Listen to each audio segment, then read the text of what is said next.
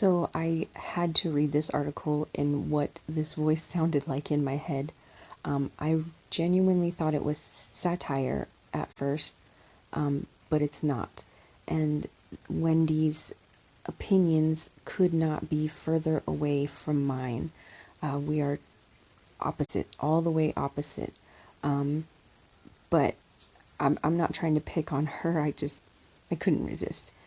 And this is seriously probably the most redundant piece of writing that I've ever read, ever.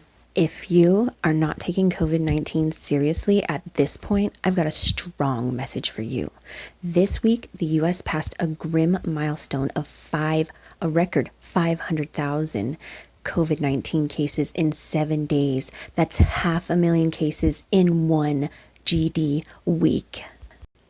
According to USA Today, that means that we had an American testing positive every 1.2 seconds. And it's more than that because these are only the people who went out and got tested. We know there are people with asymptomatic and milder cases who don't always get tested, but they are out there and they can pass the virus to others who can get seriously ill. Johns Hopkins estimated that one American died every 107 seconds this week. Yesterday, over 1,000 Americans died of COVID. This is the trajectory that many experts expect will happen as our numbers tick up all over the country. 1,000 plus deaths a day. Oh my God. Things are bad, people. Really freaking bad. Tragic, really. The second or third or whatever you want to call it wave is here and it's dark. Dark AF. It's different from the spring where the virus was more localized. Now it's widespread all over the damn country. In addition to all of this, as of Tuesday, more than 44,000 people were hospitalized with COVID. ICUs are overflowing in certain parts of the country.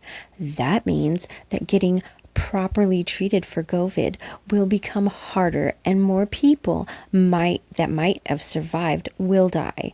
It means that people will need to go to the hospital for other procedures, may be turned away or receive less than optimal care. And this doesn't even scratch the surface of all the peoples whose lives are about to be torn apart once again because of job loss. Hunger, lack of safe childcare, and trauma from watching loved ones die. This doesn't even scratch the surface of the many people who will get COVID and survive, but experience months of debilitating and lasting symptoms. Who will lose work, who will lose money, and who will lose precious life and time because of this insipid virus. This doesn't even scratch the surface of the number of doctors and nurses who will be stretched thin, who will be outnumbered in ICUs, and not even have sufficient PPE to keep themselves safe. Yes, this shit is still happening. And yet, when I scroll through social media, I see people acting as though COVID doesn't exist. People are going to their indoor Halloween party with face paint but no mask.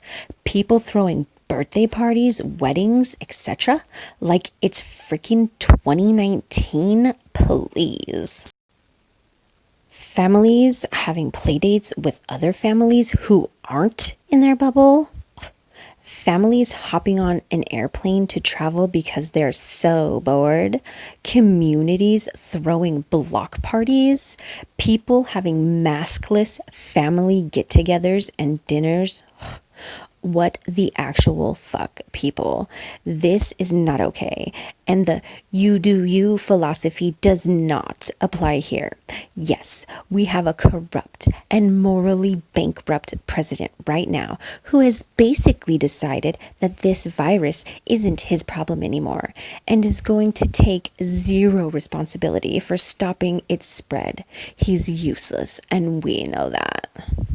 But at this point, if you're still not following basic rules of wearing a mask anytime you're outside of your home, socially distancing and avoiding large gatherings, you are complicit as well. You are complicit in the situation we are being faced with as a country right now. You are complicit in the spread of this virus that is killing innocent people. And I have no chill for you. I know what you're going to tell me. We can't let COVID rule our lives. We have to learn to live with this virus. Everyone needs to do what works for their family. No, they don't. Because even if you don't think the virus is going to harm you or your family, even if you are fine with getting the virus and letting it burn through your family and your friends, you can still spread it to others. You can still harm others. And yes, I'll say it, you can still kill others with your stupid, selfish actions. That is reality. That is fact. Why is this so hard for people to understand? Viruses don't move on their own from person to person. They do so because of our actions or lack of actions.